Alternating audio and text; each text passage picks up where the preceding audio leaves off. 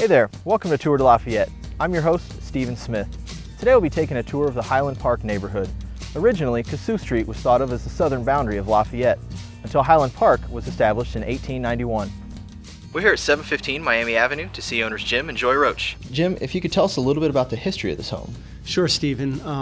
The home, from our records, it seems like it was built between 1902 and 1906. It's a colonial revival. What first attracted you to the home and this neighborhood? Well, my mother grew up just on Shawnee, which is just over the bicycle bridge, and her four sisters, the Krabby girls, and so there's a lot of family history here. Obviously, you have a great porch out here. What are some of the things you enjoy doing out here?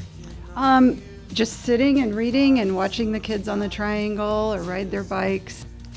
Well, as you can see, it's a pretty open floor plan, which is unusual in some older homes. They do tend to have more of the smaller rooms, but this one did not, and that's what truly has drawn me to it, as well as the family connection.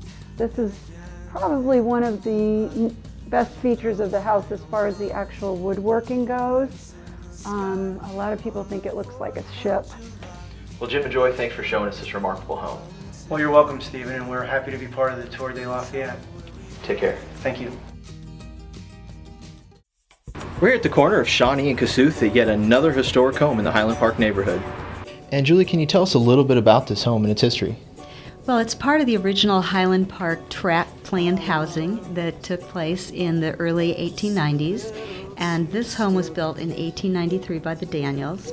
It was sold 2 years later to John Wagner, and he was one of the partners in the Thiemann Wagner Brewery. So John and Zoe Wagner lived here for a long period of time and then deeded it to their son, one of their four sons, Balth Wagner, and he had it until 1963.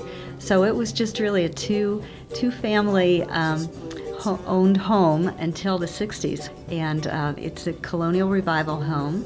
It has some elements of Queen Anne with a sweeping roof line, but it is built in the colonial revival style. This is one of our favorite rooms of the home. It is the original nursery of the home, has the original Dutch door, and if you look at the closet door, it's also very low, child size, and so we have furnished it with an Eastlake bed that is from the period. The porch is one of my favorite places in the house. We often have wine and popcorn out here, and neighbors who walk by with their dogs in the neighborhood often stop, and so we have many spontaneous parties.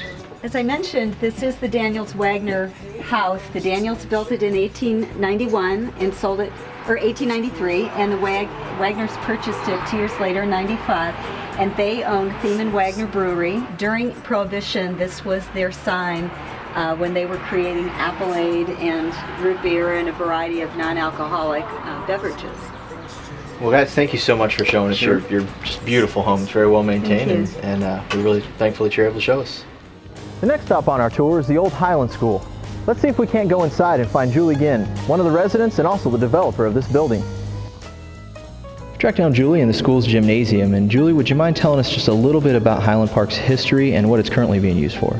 Highland Park School was a public school from 1923 to 1981, and then it was a privately run school from 81 until 2002, and I purchased it at that time and have redeveloped it into condominiums. This is classroom number 5, and this has the original oak built-ins that the kids used to hang their coats and the teachers used to store their supplies. I lived in Highland Park, and I drove by the school every day, and I thought that it was architecturally significant building, and I felt like it should be reused. And this is my unit, and it did not have any original old oak built-in, so I chose to make the countertops out of the old chalkboard. So this is the slate from the old chalkboards. Julie, thanks a lot for showing us your home and taking us on a tour of the school. We really appreciate it. Oh, you're welcome. I'm glad to do it.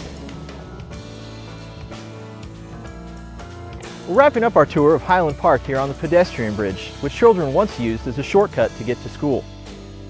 For Tour de Lafayette, I'm Stephen Smith. Remember, preserving the past is preserving the future.